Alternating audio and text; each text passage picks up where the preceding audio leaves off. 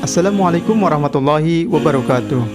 Alhamdulillahirabbil alamin wassalatu wassalamu ala asrofil anbiya'i wal mursalin sayyidina wa maulana Muhammadin wa ala alihi wa sahbihi ajmain amma ba'du.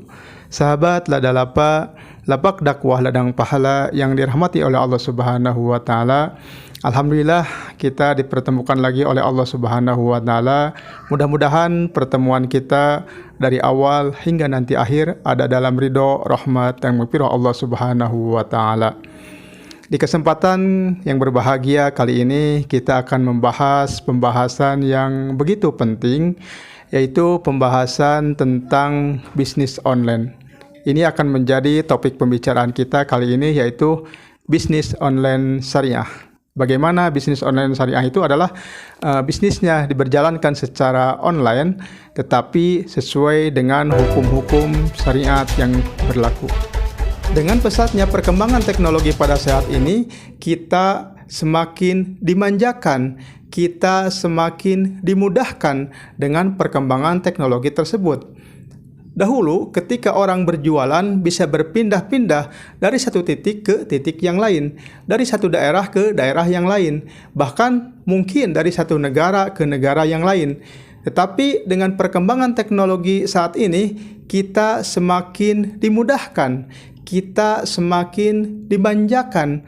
Hanya dengan berdiam diri di rumah saja atau hanya berdiam diri di kamar saja, kita akan bisa mengelola bisnis tersebut. Itulah kemudahan-kemudahan yang diberikan oleh teknologi pada saat ini. Tapi ketika kita melakukan bisnis online ini, tentunya kita tidak boleh lepas dari hukum syara. Bagaimana hukum syaranya ketika kita melakukan satu hal atau kita melakukan satu transaksi seperti ini? Bagaimana hukum syaranya? Atau bagaimana kita melakukan ketika ada transaksi yang seperti ini. Itu perlu kita ketahui tentang hukum syaranya. Alhamdulillah di tengah-tengah kita telah ada narasumber kita, yaitu Ustadz Dewi Condro. Beliau adalah guru kita, yaitu beliau pakarnya di dalam bidang ilmu ekonomi Islam. Langsung saja kita tanya kepada beliau. Ustadz, bagaimana ketika kita mendalami tentang bisnis online ini, tidak terlepas dengan adanya dropshipper atau yang kita sebut dengan dropshipping. Menurut Ustadz, dropshipper atau dropshipping itu seperti apa? Mohon penjelasannya, Ustadz. Kalau kita mencoba untuk melihat lebih dalam, yang dimaksud dengan bisnis online itu ternyata dikenal luas sebagai bisnis secara dropshipping atau jual beli secara online. Jadi biasanya jual beli secara online ini dikenal dengan istilah dropshipping. Nah, kita perlu tahu apa yang disebut dropshipping ya. Dropshipping itu adalah jual beli yang memungkinkan dropshipper menjual barang secara langsung dari supplier atau toko kepada pembeli tanpa harus membeli barangnya terlebih dahulu, yaitu tanpa harus melakukan stok barang. Jadi cukup bermodalkan gambar, foto-foto diunggah, kemudian ditawarkan melalui sosial media. Kemudian kalau ada yang beli, maka kita layani. Nah, itu yang disebut aktivitas dropshipping. Nah, tadi disebut ada istilah dropshipper itu apa? Dropshipper itu adalah orang yang melakukan jual beli dengan sistem dropshipping. Biasanya mekanismenya ini seperti ini, Ustadz. Taruh ada 3 orang yang terlibat di dalamnya. Ada pembeli, ada dropshipper, dan ada supplier.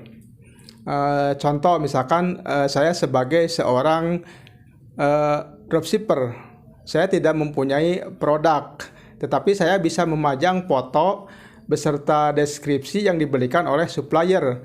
Tentunya dengan harga terserah saya mau dijual berapa itu harganya. Nah, ketika ada yang berminat kepada foto produk tersebut, terjadilah akad jual beli. Lalu setelah terjadi kesepakatan harga, si pembeli itu langsung mentransfer uang kepada rekening saya.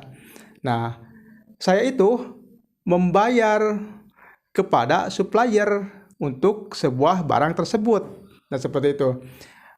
Beserta ongkos kirim dan disertakan nama, alamat, serta nomor ponsel si pembeli tersebut. Nah, setelah itu si supplier ini memberikan barang kepada si pembeli, tetapi bukan atas nama supplier, tetapi atas nama saya sebagai dropshipper. Nah, kurang lebih seperti itu Ustadz mekanismenya. Apakah hal-hal yang seperti ini itu bisa sah jual belinya atau tidak sah di dalam jual belinya? Seperti itu Ustadz pertanyaannya. Mudah-mudahan pertanyaannya bisa ditangkap Ustadz. Sekarang kita bahas hukum model yang pertama ya, hukum untuk model dropshipping yang pertama. Nah, ternyata untuk model yang pertama ini hukum jual belinya tidak sah. Masya Allah ya, ternyata tidak sah. Kenapa? Karena ada syarat jual beli yang belum terpenuhi. Nah, apa syarat jual beli yang belum terpenuhi? Yaitu penjual atau dropshipper tadi telah menjual barang yang belum menjadi miliknya. Dan itu ternyata dilarang oleh Rasul Shallallahu Alaihi Wasallam. Jadi ingat sabda Nabi yang sangat terkenal ini di dalam kitab-kitab fikih muamalah selalu muncul ya. Nabi bersabda, la tabi ma laisa indak.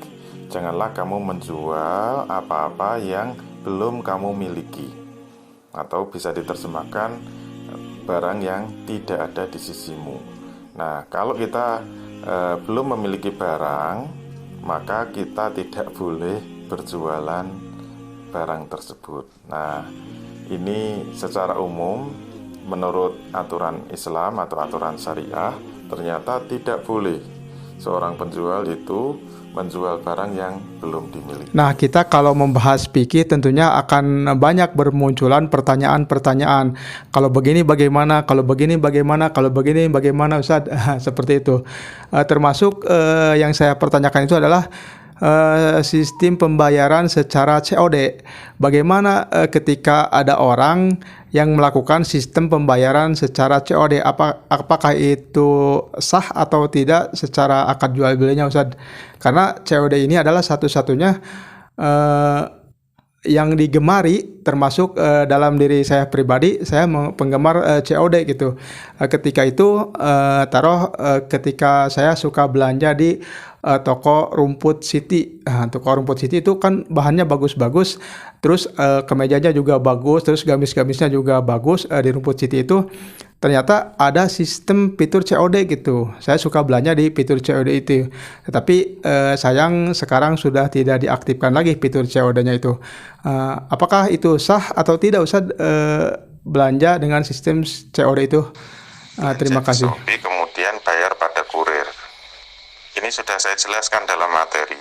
Jadi kalau COD yaitu bayarnya di belakang itu tidak boleh. Karena apa? Terjadi kalik bil kalik, utang ketemu utang. Karena pengiriman barang itu masih menjadi utang atau tanggungan dari penjual. Dan kalau membayarnya di belakang itu berarti tanggungan atau utang dari pembeli. Itu berarti melanggar larangan kalik bil kalik, utang ketemu utang. Oleh karena itu sudah saya jelaskan dalam materi, bolehnya apa? Bolehnya kalau akadnya itu terjadi ketika COD. Jadi ketika ada kurir, hendaknya kurir itu mewakili penjual untuk berakad ketika COD. Nah, apa bedanya akadnya ketika di Shopee dengan ketika COD? Bedanya itu kalau itu dianggap sebagai akad ketika kurir itu ketemu dengan pembelinya, itu harus ada klausul boleh membatalkan. Jadi belum mengikat, belum terjadi akad. Kalau masih ada klausul nanti boleh membatalkan. Kalau memang nggak jadi setelah melihat barangnya itu nanti dibawa kembali ke kurir, berarti memang akadnya ketika COD. Nah, ini diperbolehkan, insya Allah. Demikian. Alhamdulillah, terima kasih kepada Ustadz Dwi Condro Triono yang telah memberikan arahannya kepada kita bagaimana kita berjualan bisnis secara online menurutkan syariah Islam. Mungkin pemirsa, sahabat Tadalapa, lapak dakwah ladang pahala yang dirahmati oleh Allah Subhanahu wa taala. Itulah bincang-bincang kami dengan Ustadz Dwi Condro Triyono.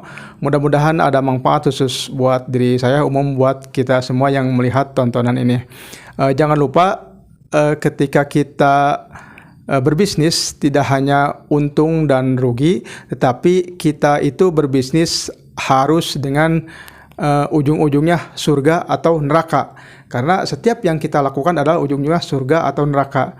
Mudah-mudahan kita semua diberi keberkahan oleh Allah Subhanahu wa taala.